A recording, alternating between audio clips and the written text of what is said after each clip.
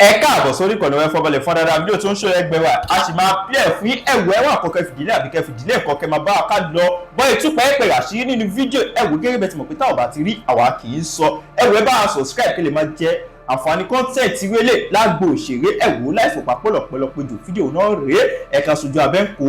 olóyè Sunday Igboho ní kí mùsùlùmí ọmọ ṣe tiẹ̀ àwa tá a jẹ́jẹ́ rẹ̀ bẹ́ẹ̀ bá délùú Igboho mùsùlùmí àti kìrìsìtẹ́nì tí a wọra wa ni tí ò ṣe é yà. olóyè Sunday Igboho jíjà kan kó ní Jamiu òun lọ mọ́ṣáláṣí ni àbí kí ló yẹ tó sọmọ rẹ ní kí ó sì mọ̀ pé kò sí ohun tí mi ò mọ̀ nípa Islam ó sì mọ̀ pé kò sí ohun tí mi ò mọ̀ nípa Bíbélì kò sì sí ohun tí ẹ fẹ́ bi mí nípa ohun tí wọ́n ń pè ní ṣẹ̀ṣẹ̀ tí ò yé mi sí àfi tí n bá fẹ́ sọ̀rọ̀ nípa ẹ̀. nítorí gbà tó ti mú ànábì ti sọ wípé alẹ́ ìlímù faridotun ala kulli muslimi wal muslima. Only the seeking of knowledge is obligatory upon every Muslim male and female. Seek for knowledge. There is no knowledge wasted. I seek for a lot of knowledge because I won't be blindfolded. Afọ́jú ò ní máa fa afọ́jú pọ̀ pa. Kí ni olóyè Mọ́jàsọ́lá wá rà nígbà mufti wò? Àkọ́kọ́, gbogbo wa pátá a ò lè jẹ́ ìran kan náà pé ká máa ṣẹ̀sìn kan náà. olóyè Mọ́jàsọ́lá ó níyàwó tá à ń pè ní rọ́pò. She is a devoted Muslim.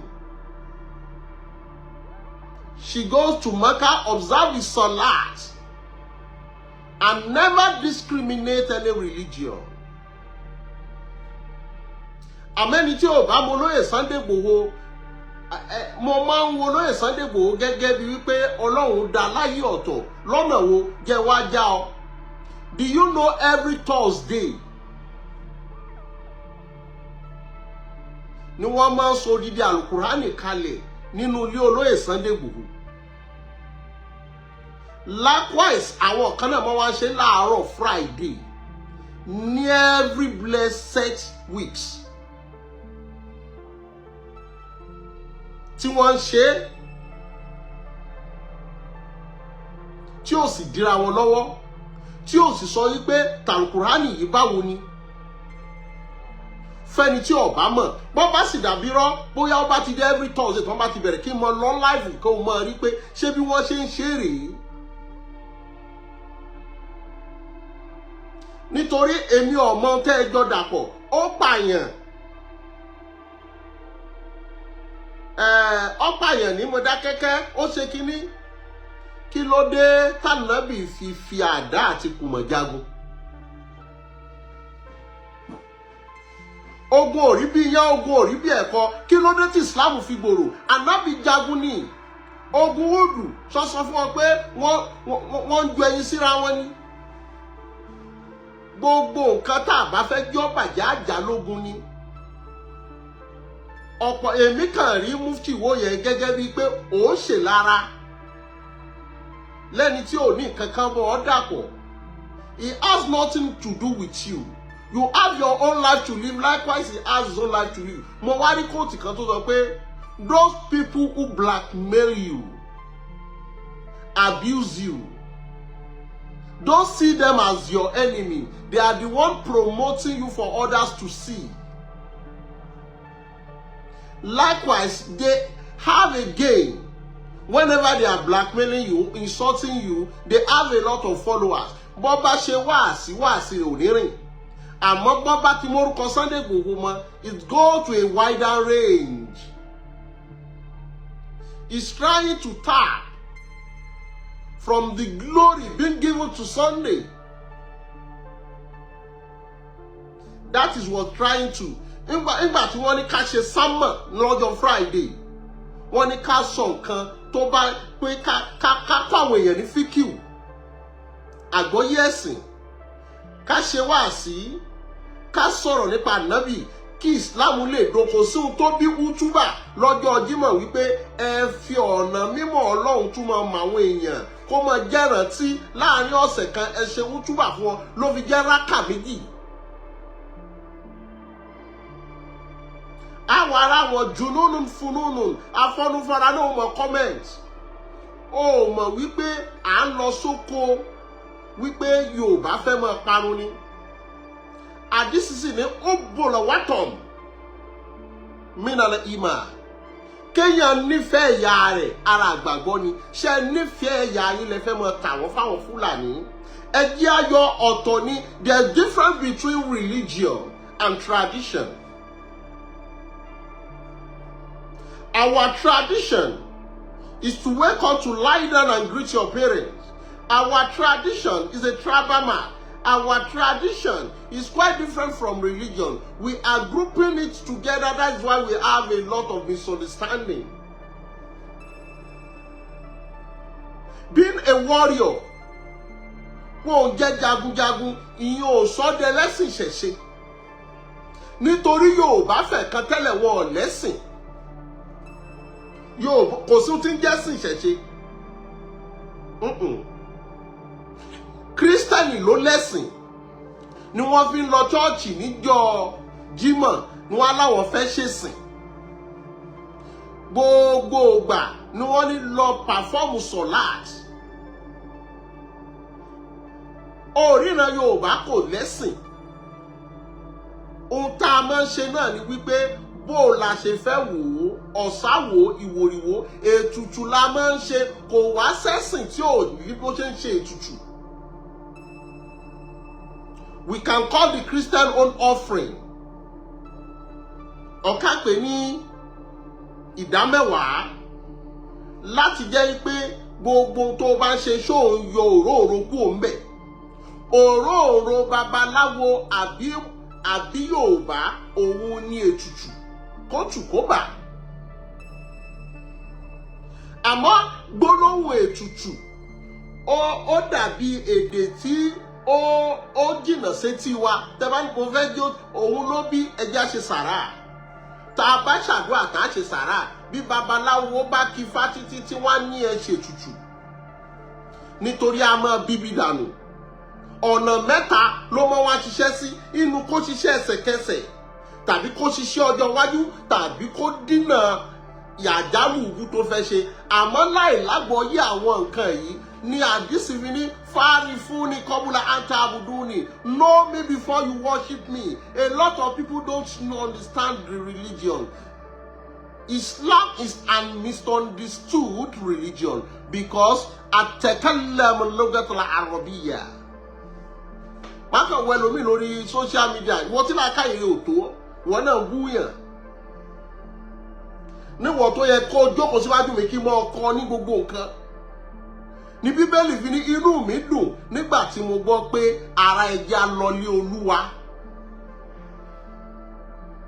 Olóyè Sunday Igboho àìmọye àfáà tó súnmọ́ kò fijọ́ kan sọ fún wọn wípé ó yá ẹja jọbọ kínní yìí kò fijọ́ kan sọ fún wọn wípé Ọlọ́run ò sí.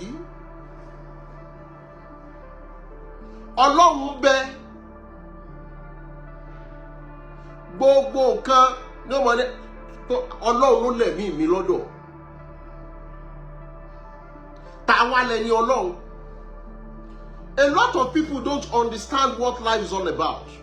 A kàn ń gbénú ayé ọ̀hún wọ́n kàyádà ọ̀pọ̀lọpọ̀ làákàyè àwọn èèyàn sáwọn agbọ́nrin ibi tí wọ́n kó làákàyè rẹ̀ sí tí ò yé. Àfáà mi sọ báyìí, lágbájá sọ báyìí, tàmẹ̀dú sọ báyìí, òun ò jẹ́ rìsáṣà láti gbé làákàyè rẹ̀ lórí wípé afala takiluna tó fọ́nú fọ́ra ni. Utilize your brain and make use of your senses. Bẹ́ẹ̀dà bá jí tó bá méwé lágbájá mọ̀ pọ̀ mọ́ tì kankan tó fi ṣèwòsàn kò bẹ̀sìn jẹ́. Ìyá obìnrin lára súná ni bó sì tú akì ìṣẹ̀ṣẹ̀ ó ṣàmọ́ ti rìn ní o kò sí ìran Yorùbá jò fẹ́ káwọn ọmọ wọn rìn wòwò kìí ṣe àwọn kankan wà tí kẹ́sìn tó dé ní Yorùbá ti wò pé bó ṣe yẹ kó lọ nìyí. Kí wá nìdí tó lóyè Sunday Igboho fi lọ wọ́n ní ohun tó bá ti ṣe ní lákọ̀ọ́kọ́ máa ń jẹ́ kéèyàn gbọ́n sí ni. ààrẹ lomi pé tó bá yẹ pé ọmọ olóyè Sunday Igboho wà bẹ́ẹ̀ ṣé kò ti ní lọ́bẹ̀ kò ní lọ́bẹ̀ nítorí ọjọ́ tó lóyè Sunday Igboho fẹ́ lọ́bẹ̀ àwọn tó wà nígbọ̀nù àwọn DSS ní wọ́n ní àwọn gbọ́ pé Igboho ń bọ̀ tó bá fi wá àwọn mọ̀ pé yóò mú àwọn ṣùgbọ́n gbogbo àwọn tó wà ń bẹ̀ làwọn ó pa. wá bí mi tá a bá wá lọ tí wọ́n bá pa gbogbo wọn ẹnu tẹ́ fi sọ pé olóyè Sunday Igboho Adégbọ̀n yìí náà lẹ́fì láyé ògún mọ̀. ohun tó wà ń talẹ̀ ń rí ẹ ò rí ohun tó wà nù ilé amúkun ẹrù ẹ wọ́ òkèlè wo ẹ̀wò tó ń bẹ sàlẹ̀.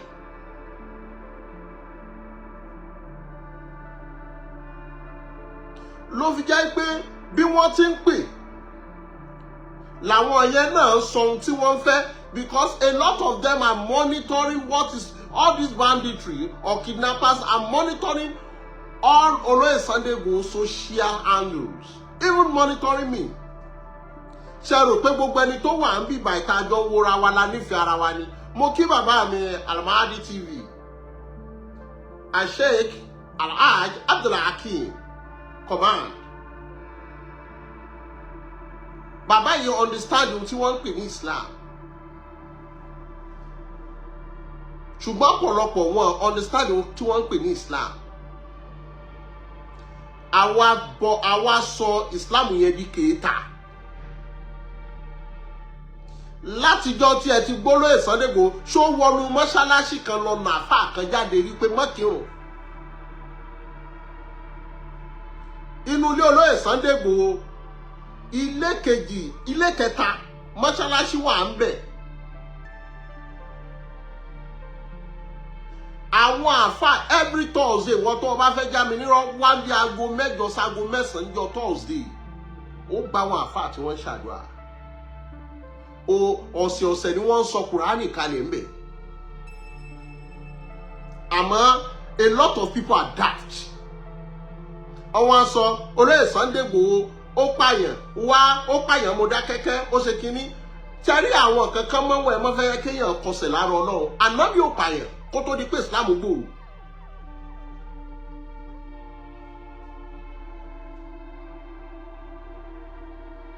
àwọn ogun tánàbì jà àwọn tó wà ń bẹ̀ wọ́n fọwọ́ ra ohun tó bá ti jẹ́ nǹkan tí wọ́n ń pè ní ogun you protect yourself because àwọn tẹ́ ẹ fẹ́ bá náà fẹ́ pa yín ni. nítorí ogun ò rí bí iyán ogun ò rí bí ẹ̀kọ́ ogun ò dàbí kájàmọ̀ làwọn gbẹgẹ̀gì òun kan làwọn kan fi ń ṣe mọ́lùd wípé ó yẹ ká ẹni tó jagun ké Islam tó gbòòrò yìí ànábì pààyàn náà á jẹ́ wípé orúkọ tí wọ́n ń pè Islam lẹ́fẹ́ jí ó jẹ́. ó pààyàn Mọdákẹ́kẹ́ ó pààyàn kìíní kan ṣó dìgbà tí wọ́n bá pààyàn fúnra rẹ̀. kí ló dé tẹ́yìn náà fi dá security lẹ̀ láti protect ara yín ni kí ni wọ́n pè ní jihad. béèyàn bá lè fi ọ̀pọ̀ àtàdá jagun yóò sì fẹnu jagun ṣùgbọ́n bí wọ́n ṣe pèèyàn sí Islam kọ́lẹ̀ pèèyàn sí Islam yẹn you are calling people with arrogancy. wọ́n ń pa àwọn èèyàn àwọn òwò gan ló wá dá kínní ilẹ̀ àwọn kan wọ́n pè wọ́n ṣíà wọ́n pa àwọn kan ní wàbíyà àwọn súfísìmù wà àwọn ní tìjàníyà kọ̀dìríyà àwọn onísúfì ẹ̀ àwọn onítẹ̀sùbà wọ́n á ṣe wàsífà wọ́n á ṣe kùbùrà àwọn kan wá wà àkídà làwọn gbé wá kí ni wọ́n ń pè lákídà ni wípé you must do this in Sunday most.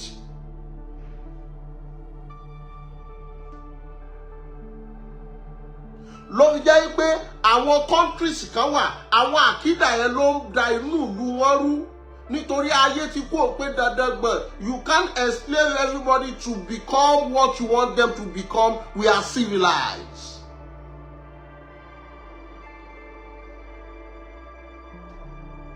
ló fi jẹ́ pé ní Saudi gan gbogbo àwọn àkídà yẹn àwọn gan ò gbà láàyè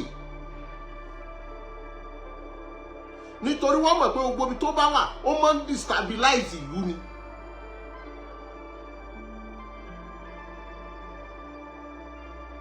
irú ẹ̀ lẹ̀ ń gbé wáyé à ń sọ̀rọ̀ wípé wọ́n pa àwọn èèyàn à ń sọ̀rọ̀ nípa wípé even Saudi Arabia ó reject Gumi countless times pé kò gbọdọ̀ wọnú ìlú àwọn because they know the danger and pain that may cause.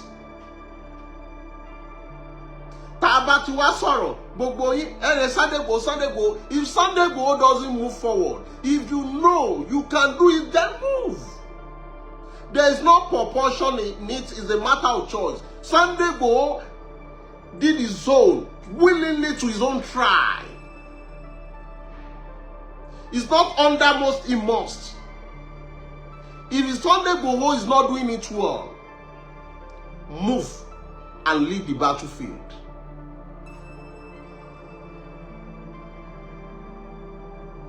We are all called tribe, and our tribe is lacking behind.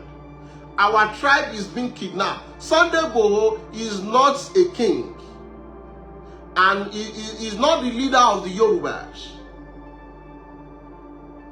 If you know your people are suffering and crying, and you have good intention, you move forward.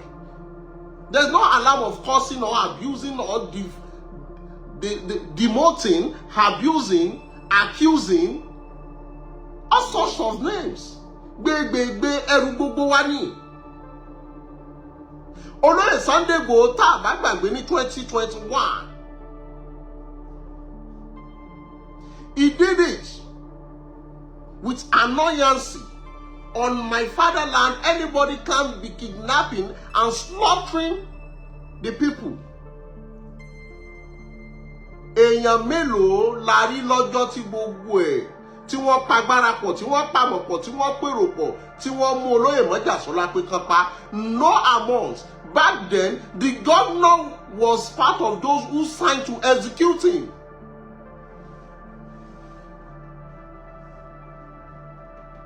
Àbí wọ́n sọ fún mi pé àwọn DSS àtàwọn ọlọ́pàá yẹn after wọn gba signatory ni wípé Yamutu. It was like a battlefield.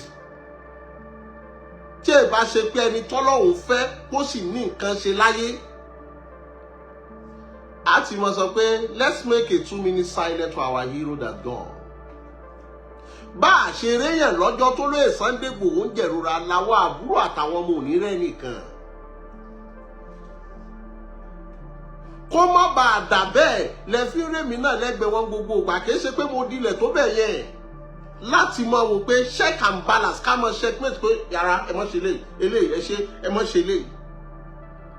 Nítorí ògùn náà kankan ṣoṣo àásùn sínú ẹbí àásùn sínú ìlú níjọ́ tó gùn náà yìí bá ti kú. Ó dàbí ọ̀rọ̀ transformer tó ní kálukú múná lára ẹni tẹ́ ẹ bá lo transformer yín lòkulò tó bá fi blow ẹ lè mọ́ ìlú ẹ̀ mọ́. Àmọ́ mú kan wá ní century kọ̀ọ̀kan ni. A son of nobody wants to become something in life must not think like others. Ọlọ́run tó ti wá parí iṣẹ́ ló fi ní ẹ̀gbọ́n rẹ̀ ó máa jagun á wà fún wọn ní làákàyè tó fi máa kún lọ́wọ́ láti máa bá gbọ́rọ̀ kalẹ̀ káyé lè gbọ́. Àbí wọ́n sọ fún yín pé olóyè ló wá sọ fún mi pé nǹkan báyìí ló sọ nǹkan báyìí ló sọ. Àwọn gan wọ́n ti mọ̀ pé tọ́rọ̀ bá wù mí sọ màá sọ. Àwọn tó mọ̀ mí mo lè wà ń bẹ̀ lóṣù kan mo lè mọ́ sọ kankan because I knew what I want to say but I don't just waste my saliva. In the month dànù. And I'm not doing it because of one interest. No. Tí n bá ṣe torí interest, I will be coming online every day to present. No. Nítorí abẹ́rẹ́ mi mú tójú ti mú kékeré ọ̀rọ̀ rẹ̀ mi ò lágbà nínú mo ti kékeré dá ṣẹ́wẹ́ṣẹ́wẹ́ ọ̀rọ̀ dá lẹ́nu ni. Èdùmàrè ló dé mi ní fìlà ìmọ̀ ó sì ró mi láṣọ ọgbọ́n bùbá làákà ìmọ̀ ìbọrùn afẹ́fẹ́ ọgbọ́n òun tòye ni mò ń mí símú omi òye ni mo mọ́ mu láti inú ìkòkò odù.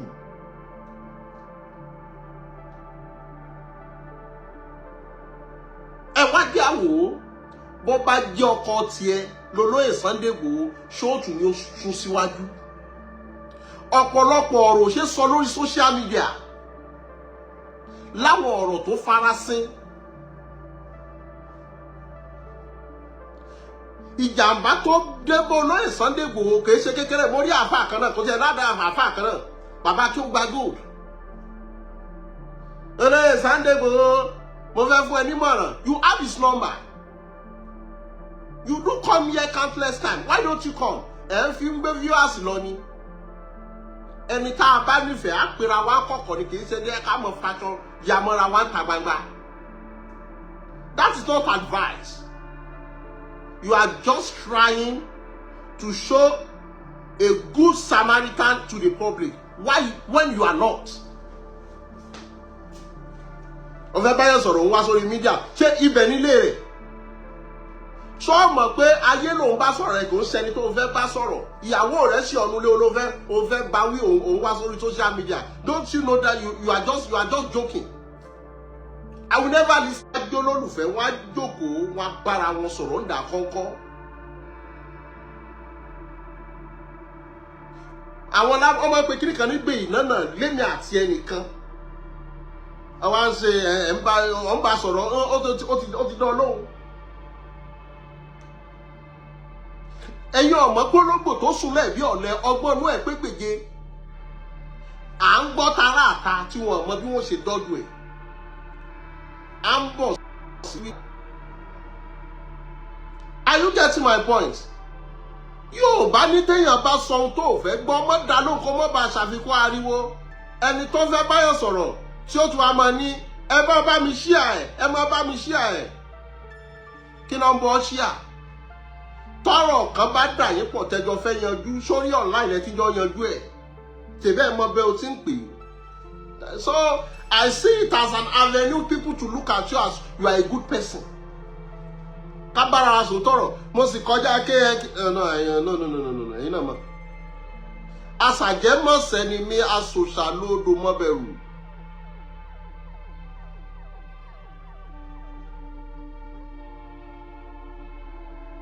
Ẹ ṣé ọ̀nkú. Mo like ọ̀rọ̀ tí Mr. Kamal. Mo like ọ̀rọ̀ tẹ́ sọ. But let's tell ourselves the bitter truth. Tí olólùfẹ́ méjì bá wọlé tí wọ́n bá ara wọn sòdodo ọ̀rọ̀. Wọ́n tanra wọn jẹ ni. Nítorí ọ̀pọ̀lọpọ̀ ẹlòmíì ó pè Mr. Wisdom ẹ gbọ́dọ̀ jáde fún lágbára màá kàn wò pé kí ni mo fẹ́ jáde fún lára ẹ̀. Ṣẹ́yìn lọ́kàn ara rẹ̀ ò ti mọ̀ pa gọ̀ lílé. Ṣé wò ó ti mọ̀ yìí pé ẹlòmíì ò wá mọ̀? Gbogbo ẹni tó bá ti ń ṣe program tó ṣe bá mi share ẹjọ́ délé ẹjọ́ dẹ́sẹ̀ kú interest àwọn audience ni kì í ṣẹni tó fẹ́ bá sọ̀rọ̀ yẹn ló ń bá sọ̀rọ̀. Tó bá sọ tó bá ṣe tán ó ṣe send yẹ sí kó type ẹ̀ kó send ẹ̀ sí when you have his own private number. Why are we deceiving ourselves?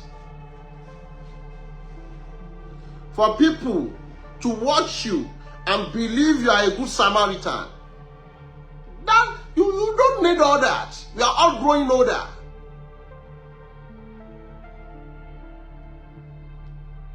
Èèyàn méje pàdánù ẹ̀tàn. Tẹ́ni tí wọ́n tó bá mọ̀ ẹni tó ń tàn yẹn mọ̀ pé òun tàn yẹn lọ́kàn ara rẹ̀. Mo dẹ̀ rí fídíò Sheikh Imam Ògbómọ̀ṣọ́ tí wọ́n ní ẹni tí bá ń pààyàn nínú Islam ẹ pàdánù. Ọ̀rọ̀ yẹn ọ̀rọ̀ onílàákàyè ni. Nítorí Islam ò mú kẹ́ kidnap èèyàn wá. Islam ò ní kẹ́ rí èèyàn kẹ́kàn yìnbọn pa. Báwọn ẹ bá wá rí àwọn àkídà kan tí wọ́n mú wá ó ṣe gbé sínú ròrí rẹ pé wọ́n ní ìpààyàn ṣé tí wọ́n bá pọ̀ ọmọ mi àbí ìyàwó tèmi sínú mi ó dùn. Àdìsí wa ní alibiru la yabulẹ̀. Gbogbo ohun tó o bá ṣe láyé ò ní gbé. Wàzọ́dọ̀ la yúzà. Gbogbo ìwà tó o bá hù àwọn èdè yìí ò ní gbàgbé. Wàdàyàmú la yàmútù. Ọba tí ó ṣẹ̀sùn ò ní kú mímọ̀ lọ́mọṣíńtà kàmọ́tàdì tùdà. Ohun tó o bá ṣe ni wọ́n fi sọ lẹ́san. Ní Bíbélì fi ní àbẹ̀ṣẹ̀ bàbá wò látòrí ìran kìíní. So àwọn kankan wà tó yẹ kí gbogbo wa náà ká máa gbé sí thinking faculty wa. Àwọn ìdí tó lóye Sunday Igboho fi lọ. Olóyè Sunday Igboho ó níyàwó, ó bímọ, ó lẹ́bí, ó lára.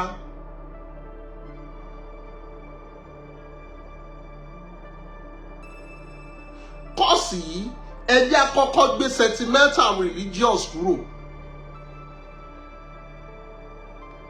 Ká kọ́kọ́ gbé sínú IQ wa wípé mo bẹ́ẹ̀ kan sọ̀rọ̀ kan lọ́sàn-án àná. Mo ní bí mo ronú kankan mo ń drive lọ́wọ́ ni. Mo ní tá a bá ní àkọọ́lẹ̀ wà, ṣé gbogbo àwọn tí kidnapper apààyàn wọ́n kàkọ́lẹ̀ pé táwọn bá ti dáyé kọ́ já wọn pé kí wọ́n yà wọ́n bọ̀ pa ni? Kí wá lórí táwọn tó wà lóyìnbó kàkọ́lẹ̀ kí wọ́n já wọn pé kí wọ́n pa wọ́n? A máa ń gbé gbogbo nǹkan sábẹ́ kádàrá ní túláàsì. Láàrin èmi àti ẹ, ṣé lọ́jọ́ tá a fẹ́ kọ kádàrá ń kọ kádàrá pé olúwa tí ń bá ti dáyé o, tí ń bá ti fẹ́ kú kán jí mi gbé kán pa mí? Ó da làákàyè o. Nítorí kádàrá sì wà. Nítorí lọ́jọ́ tí wọ́n bí wa ni wọ́n bí kinní kan mọ́ wa tí wọ́n ń pè ní ibi ọmọ ìyá àwọn eléyìnbó ń pè ní placenta. Èyìnbó kan wá kọ poem kan lé lórí. Ó ní I have a little shadow that goes in and out with me. Ó ní mo lójijì kan tí ń tẹ̀lé mi wọlé tí ń tẹ̀lé mi jáde. And what can be the use of this shadow is more than I can see. Ohun tó jẹ́ wúlò ohun tí wọ́n pè lójijì yóò kọjá ohun tí mo lè fi fojú rí. It's just like me from the leg up to the head. Ó jọ mí púpọ̀ láti èékánná ẹsẹ̀ títí dórí. I see this shadow jump after me whenever I jump onto my bed. Mo máa ń rí òjìji yìí tí ó fò tẹ̀lé mi tí mo bá fò sórí bẹ́ẹ̀dì mi. The funnest thing about this shadow is the way it likes to grow. Ohun tó jẹ́ ohun tí máa ń panilẹ́rìn nípa ọ̀rọ̀ jíjì yìí ni bó ṣe máa ń dàgbà. Not as such like proper children which solve very slow. Kò dàbí bọ́mọdé ṣe máa ń dàgbà díẹ̀díẹ̀ nítorí it can sometimes shoot up taller like an Indian rubber ball. Ó ló lè dédé gbéra fìrì. Bẹ́ẹ̀ náà ni when God is ready to promote you, it doesn't require anybody approval.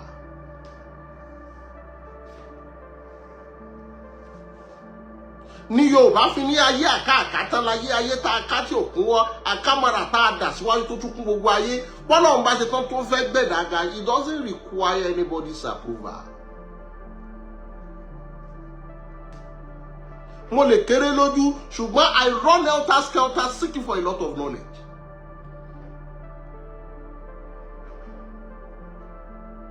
Tí n bá rí nǹkan kan tó yẹ kí n kọ́ lọ́wọ́ ọmọ ọdún méjì màá fowó kọ́ màá farabalẹ̀ kọ́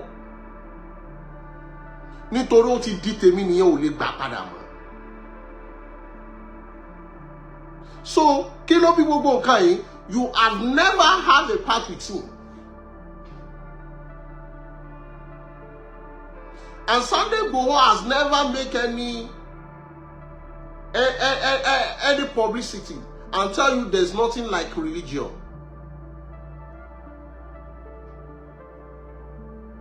Wọ́n fẹ́ lọ gbà àwọn ọmọ kalẹ̀ gbogbo wa ó yẹ ká jọ wà nínú agony ni.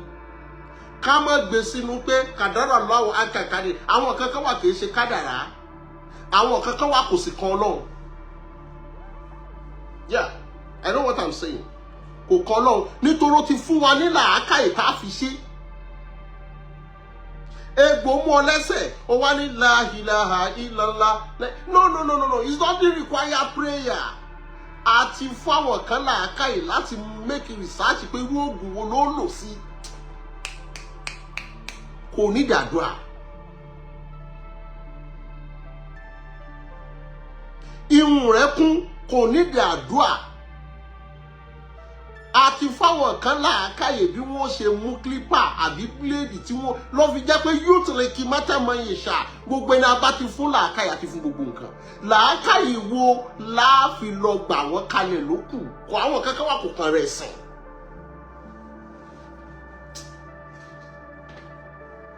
Kò kàn wọ́n sìn.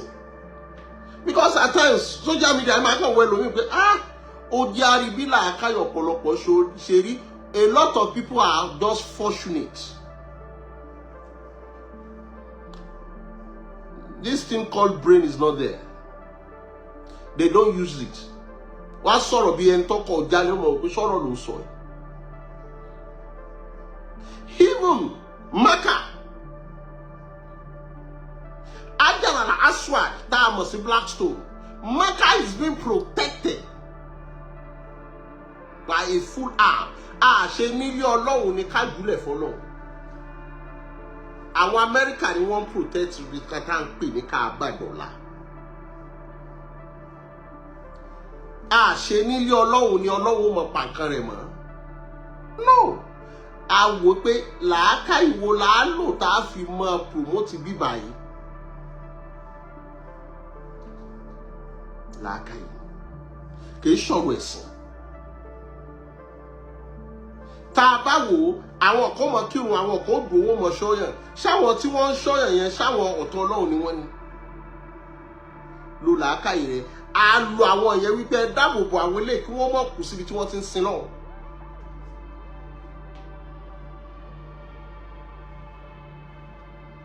But tí àgọ́ bá pọ̀ nínú ìlú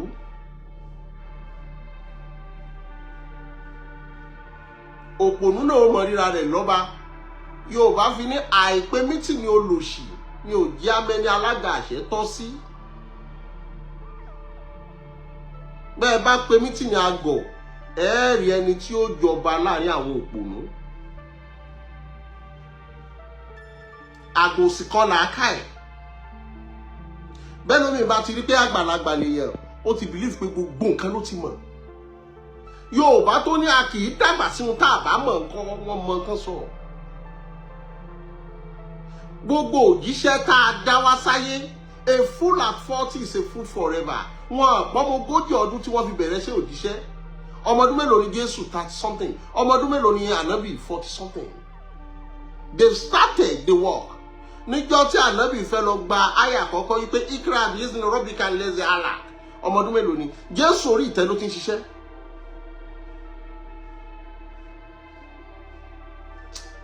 Ẹ mọ̀ àwọn nǹkan yẹn èèyàn tí ẹ máa ń wò ń gbà mí yẹn kàn wọ́n pé ló fi já pé mi ò fẹ́ sọ̀rọ̀ because I'm a free thinker. I'm a researcher. Ẹ tí ò bá mọ̀ mí kí n bá jókòó ẹ máa rò pé mo dínú ni ó tẹ́ mi lọ́rùn kí n wá jókòó sáà ní àwọn òpònú lọ. So Olóyè Sunday Igboho have his own life. If you are not contented, why Olóyè Sunday Igboho doesn't move forward? Torí mo rí bàbá ọlọ́pọ̀ èèyàn táwọn náà ní Igboho nílò kó gbàṣẹ kó tó lọ. Ṣé bẹ́ẹ̀ wàá lù lọ́jọ́ kìíní àná bàbá ọlọ́pọ̀ èèyàn? Ẹ̀mélòó lẹ lọ yọ ẹ̀mélòó ni bàbá ọlọ́pọ̀ èèyàn yìí lọ yọjú sólè Sunday Igboho Kútọ́nù? No. Ṣé rí àwọn nǹkan kan wà èmi ò fẹ́ sọ. I don't want to I know more than I say. Bàbá ọlọ́pọ̀ èèyàn ní kò nídìí kí Igboho dúró dè yẹn. Ẹ wà ń bẹ̀ lọ́jọ́ kìíní àná lọ́jọ́ tí Ṣèyí Mákindé sáì wípé kọ́ lọ yámútu ẹ̀. Ìpa tí wọ́n ṣe fún ọ̀sílíárì náà náà fẹ́ ṣe fún Igboho.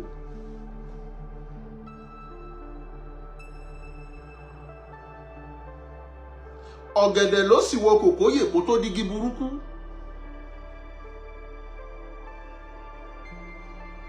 Àmọ́ inú ló kó ẹyẹ gbé.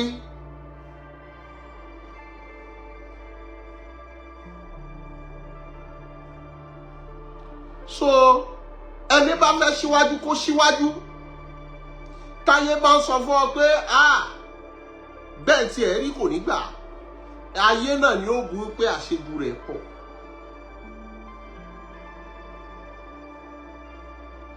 Ẹ̀yin tẹ́ ń sọ pé lè Májàsọ́lá já kíkanjú lónìí ẹ̀yin náà lẹ́ padà wí pé òun ló jẹ́ waste ọmọ yẹn because ohun tí àwọn DSS padà sọ fún wa ni pé àwọn gbọ́ pé Olóyè Sunday Igboho fẹ́ wá ṣùgbọ́n tó bá fi wá táwọn bá fi mọ̀ pé ń bọ̀ àwọn máa waste gbogbo àwọn ọmọ yẹn àtàwọn tíṣà yẹn.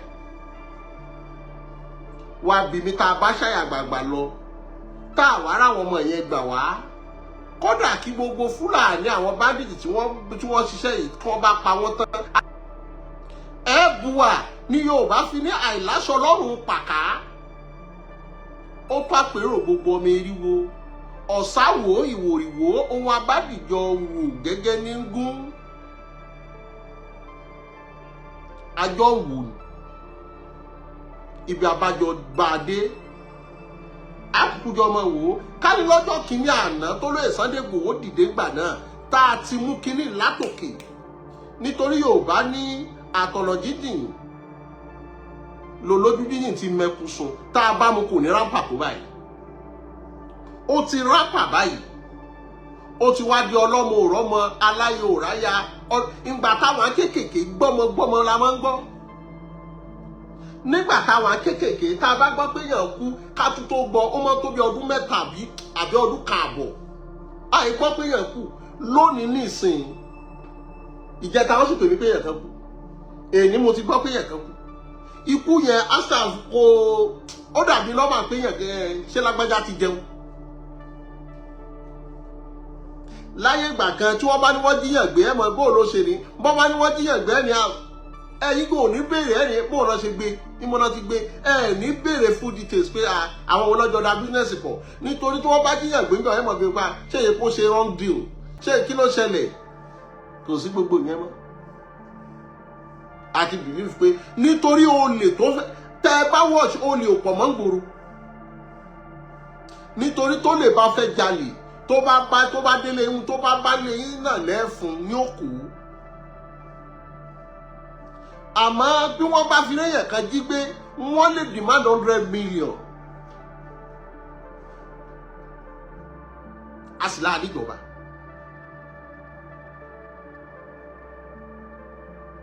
ṣé ẹjọ́ Ìgbòho wá ní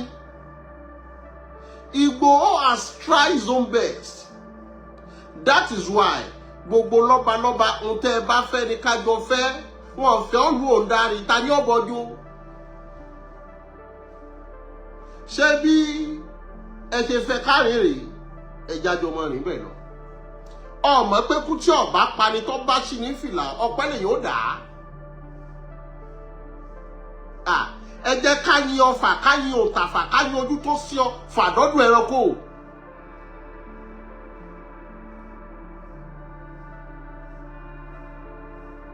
lọ́jọ́ tí olóyè Sunday Igboho tí ò lè jẹun tó wù odidi baálé ilé wá ń sun orí bẹ́ẹ̀gì stúdẹ́ǹtì ọlọ́rọ̀ wá dẹni tí wọ́n ra fáànù kan báyìí tó máa ń ní blue nínú tó máa ń yí orí báyìí tó ń so mọ́gì for many years. onílé ọlọ́nà wá dẹni tí ń jà tó ní ọkọ̀ rẹpẹtẹ wá dẹni tí ń jàjà àwọn ọkọ̀